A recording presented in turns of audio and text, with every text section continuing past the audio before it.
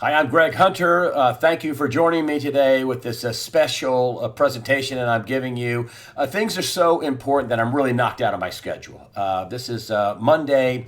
This is just before the election. I wanted to talk to you a little bit before the election and give you my take on what's going on, some new developments and things out. But before we start, I want to tell you that the corruption is so deep in Washington and America, the collusion between the mainstream media, who are treasonous. Really, they have sold out their shareholders. They have sold out the public.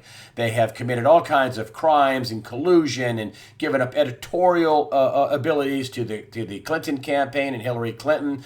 They have given heads up in terms of questions. They have covered up the truth. They have not done their jobs. They basically have acted like propaganda media for the progressives, which really, let's just stop calling them progressives. Let's just call them communists. They're not even Democrats anymore. They're just the communists. The corruption is so unbelievably intense that it threatens the very republic we live in. It threatens America. The collusion between the Clinton campaign and the State Department, the Clinton campaign and Hillary Clinton and the Justice Department. You have James Comey refusing to file charges. And here we have again, FBI Director Comey says agency won't recommend charges over Clinton email. This is after they found 650,000 emails. What would it take for email for agents, FBI agents? How many hundreds of agents looking at emails at 50 per hour to go through 650,000 emails? And he's just talking about the email. Didn't say anything about the global charity fraud called the Clinton Foundation. I mean, he just opened an investigation a little more than a week ago, and then he's closing the investigation. And what about the treasonous bribes that were taken by Clinton from foreign governments, and we end up losing 20% of our uranium? What about that? And what this shows me with James Comey, the FBI director, who says he won't recommend charges over the Clinton email thing. He opened an investigation. There's 650,000 emails, and a week later he's closing it and telling Congress he's not going to have any charges. He should have charged her the first time. And I'm just going to say she's not going to be charged yet. This makes the FBI look buffoonish. He's doubled down on the buffoonery. When this first broke, and James Comey gives his 14-minute press conference, and you think, right, well, he's going to charge her. I mean, she did this, she did this, she did this, she did this, she did this. She was extremely careless. Oh, yeah, I'm not going to charge her. And at the end says, hey, nobody get any ideas here, because, you won't get the same treatment, in effect. That's what he says. And I tweeted out that Comey should stop pretending that he's some sort of top law enforcement agency. He is corrupt. He is compromised. He is, I think, now complicit, or maybe he's just incompetent. I don't think he's incompetent. I just think that he should stop masquerading as a law enforcement officer at the FBI. I mean, he's made the FBI now. He's doubled down on the buffoonery. You open an investigation this big with 650,000 emails, and 7 days later, it's all over again?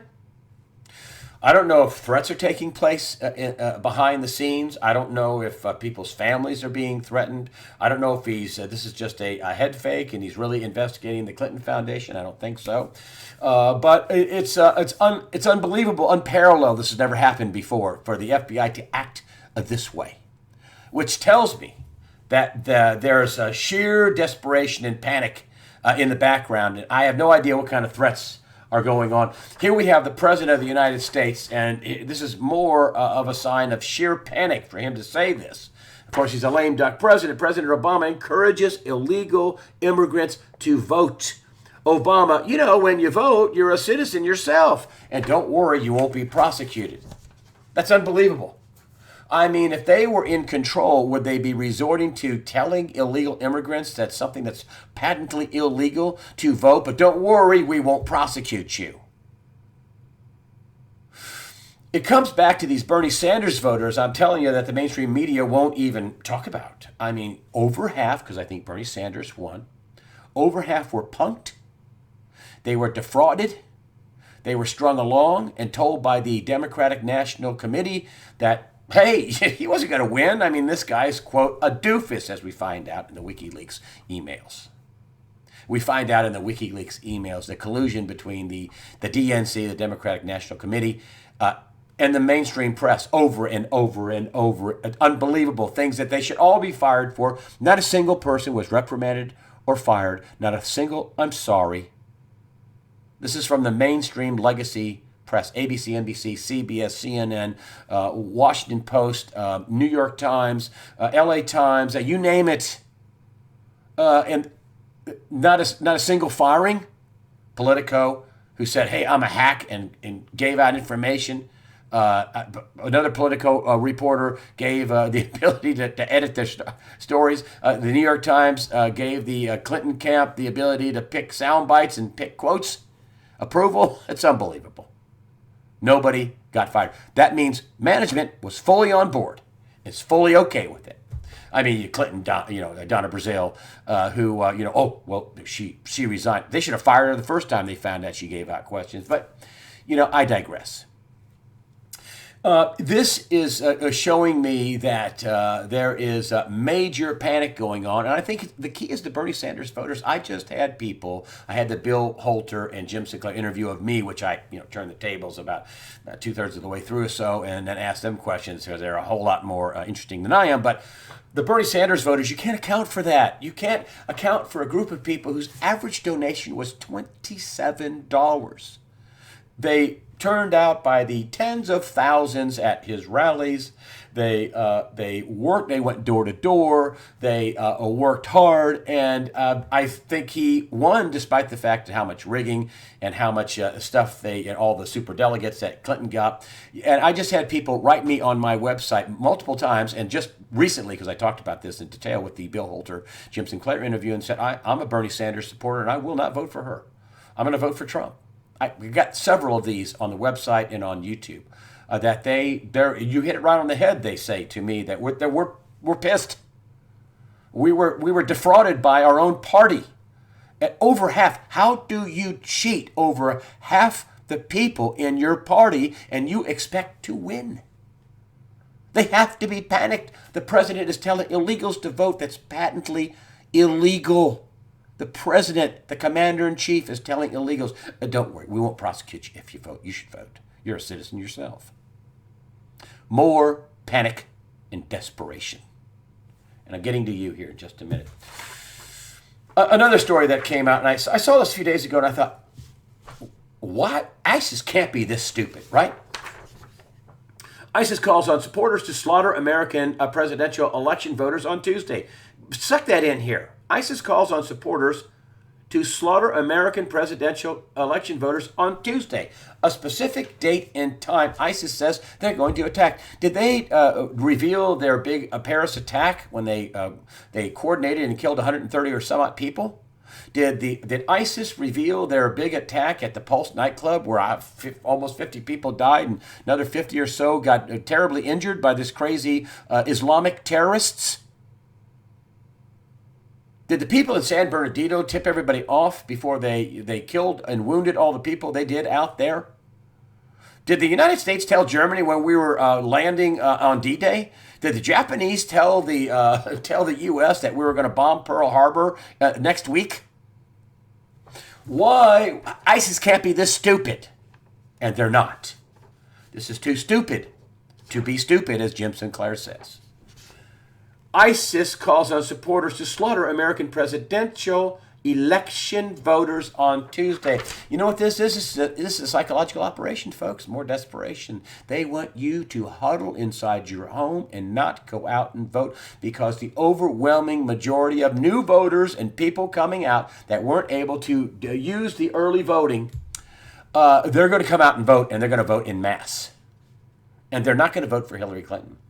I suspect they're going to vote for Jill Stein and Gary Johnson, and a lot of people are going to vote for Trump. I would suspect Donald Trump will get way more Bernie Sanders voters than Hillary Clinton, Because I have yet to hear a single non-troll come out and say, oh, yeah, they defrauded us. They cheated us. We worked on this for a year. We had an average donation of $27 as opposed to the tens of millions of dollars Wall Street donated to Hillary Clinton, which all the Bernie Sanders voters, hate the corruption and the Wall Street meddling in our politics. But what they're saying, what this is a giant psyop.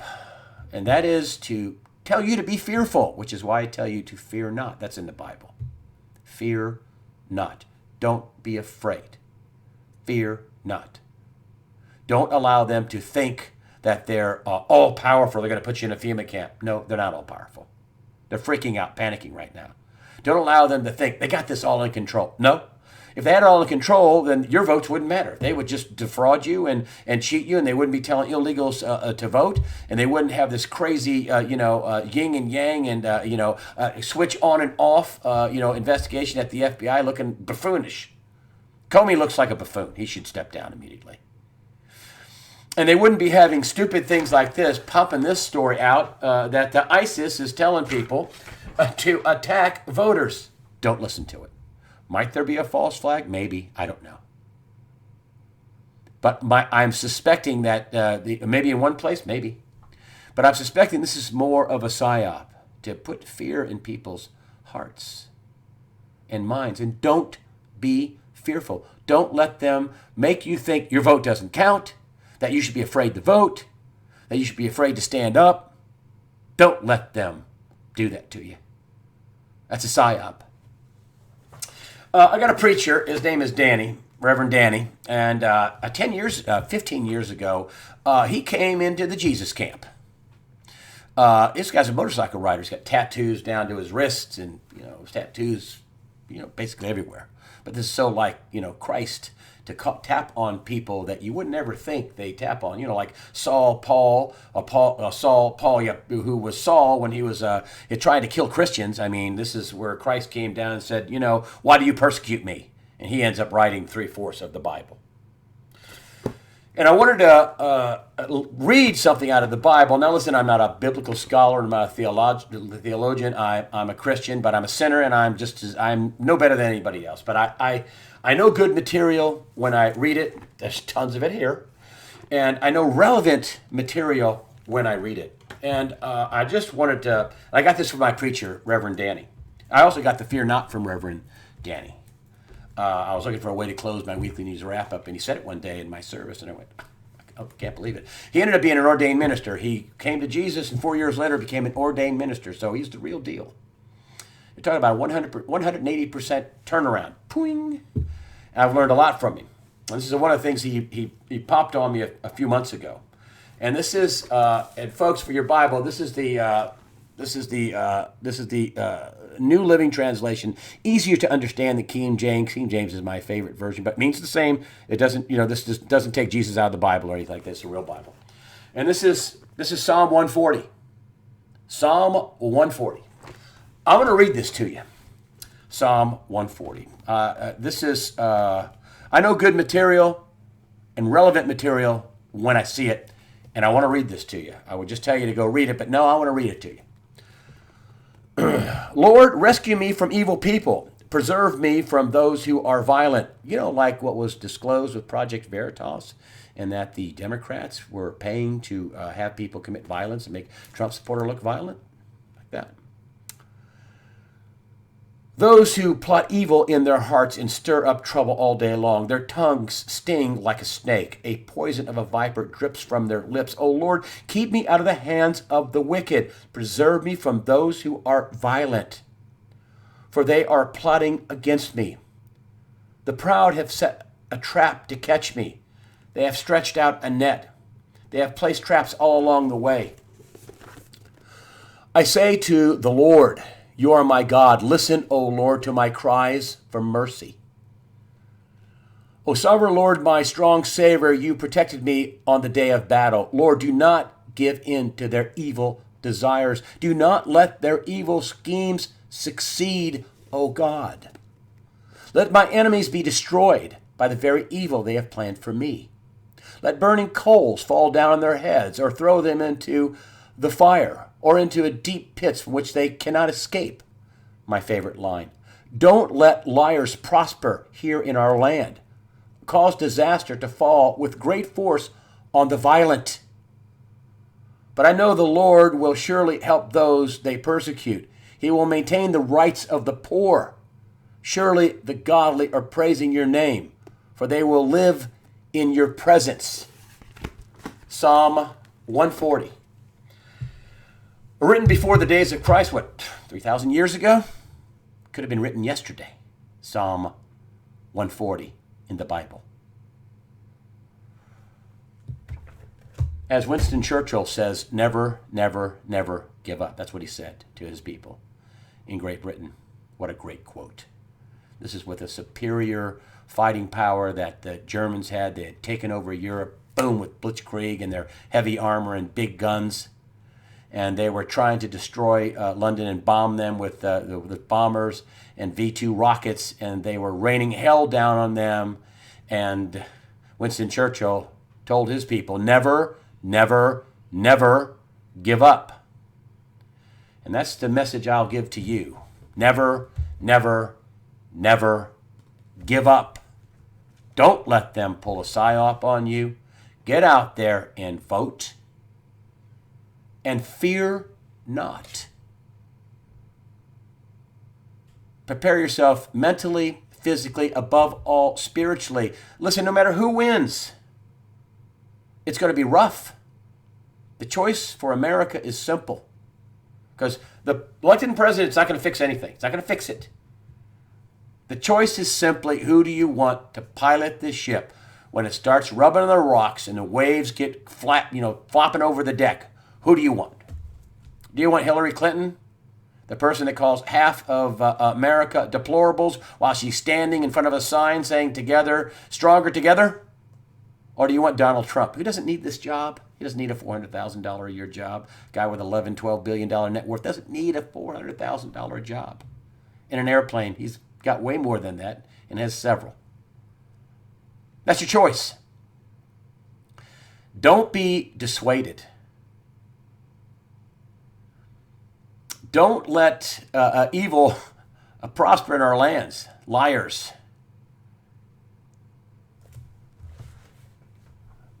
And again, fear not. Prepare yourself mentally, physically, above all, spiritually. Fear not.